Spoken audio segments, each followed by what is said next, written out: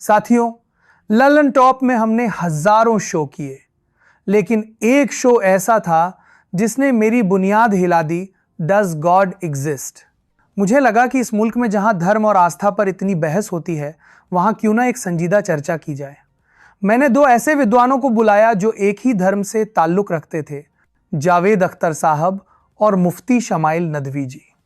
मेरा मकसद साफ था, तर्क और आस्था के बीच की उस महीन लकीर को समझना। लेकिन मुझे क्या पता था कि भगवान की मौजूदगी पर बहस करना मुझे लल्लन टॉप की मौजूदगी से ही दूर कर देगा।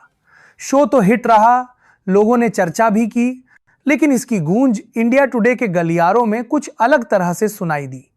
मुझे महसूस होने लगा कि संस्थान के शीर्ष नेतृत्व मैनेजमेंट को यह चर्चा रास नहीं आई। उस चर्चा के बाद जब सन्नाटा पसरा तो मैंने खुद को भी कटघरे में खड़ा किया। मुझे लगा कि शायद ये मेरी गलती हो सकती है, क्योंकि उस बहस के अखाड़े में मुझे दूसरे पक्ष को भी पूरी मजबूती से रखना चाहिए था। लेकिन साथियों, एहसास और समय की पटरी अक्सर मेल नहीं खाती। जब तक समझ आता कि संतुलन कहाँ बिगड़ा है, तब तक बहुत देर हो चुकी थी। कमान से तीर निकल चुका था और रिश्तों की डोर में गांठ पड़ चुकी थी। संवाद के दरवाजे धीरे धीरे बंद होने लगे।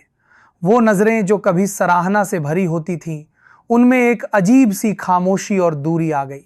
मेरे लिए पत्रकारिता सिर्फ एक नौकरी नहीं है, ये एक रिश्ता है। और मेरा मानना है कि आप जिस घर में रह रहे हैं, अगर उस घर के बड़े ही आपसे बात करना बंद कर दें, अगर वही आपको नापसंद करने लगें, तो फिर वहां बने रहने का कोई मतलब नहीं रह जाता। स्वाभिमान और संस्थान के प्रति वफादारी के बीच जब संघर्ष हुआ, तो मैंने अपने स्वाभिमान को चुना।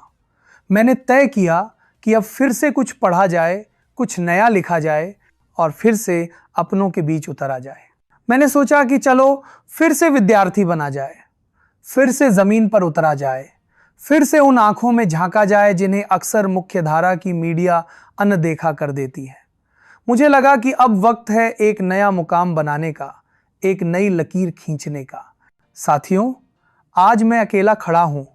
मेरे पीछे वो बड़ा मीडिया हाउस नहीं है, वो चमकता हुआ बड़ा ब्रांड नहीं है। आज मेरे पास सिर्फ मेरी जुबान है, मेरी कलम है और आपकी मोहब्बत है। मैं आज आपसे एक बहुत ही निजी और भावुक अपील कर रहा हूं। इस वीडियो को आज आप इतना साझा करिए, इतना लाइक करिए कि ये हर उस शख्स तक पहुंचे जिसने कभी न कभी लल्लन टॉप को प्यार दिया है। लोग कह रहे हैं कि सौरभ का दौर खत्म हो गया, लेकिन मैं कहता हूं कि ये तो अभी आगाज है। आपका एक लाइक, आपका एक सब्सक्राइब आज मेरे लिए किसी बड़ी कंपनी के फंड से 1000 गुना ज्यादा कीमती है।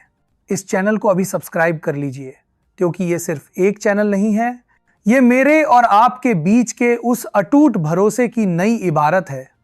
इसे इतना फैलाइए कि ये वीडियो उन तक भी पहुंचे जिन्होंने सोचा था कि संवाद बंद करने से आवाज दब जाएगी।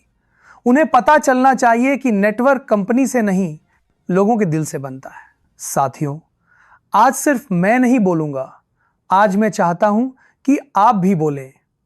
नीचे कमेंट बॉक्स सिर्फ एक जगह नहीं है, वो मेरे लिए आपका खत है।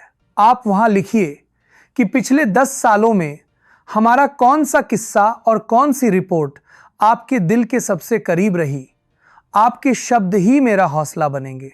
तो लिखिए अपनी यादें, अपनी शिकायतें और अपना प्यार।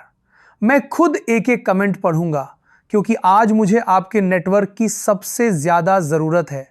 जाने से पहले बस इतना ही कहूंगा, पत्रकारिता आएगी और जाएगी, लेकिन ये जो हमारी और आपकी मोहब्बत है, ये लल्लन टॉप बनी रहनी चाहिए। इस नई यात्रा में मेरा साथ दीजिए। मैं फिर आऊंगा नए किस्सों के साथ, नई ऊर्जा के साथ। अपना बहुत ख्याल रखिएगा। पढ़ते रहिए, देखते रहिए, क्योंकि जानना बहुत जरूरी है। नमस्ते, शुक्रिया, जय हिंद।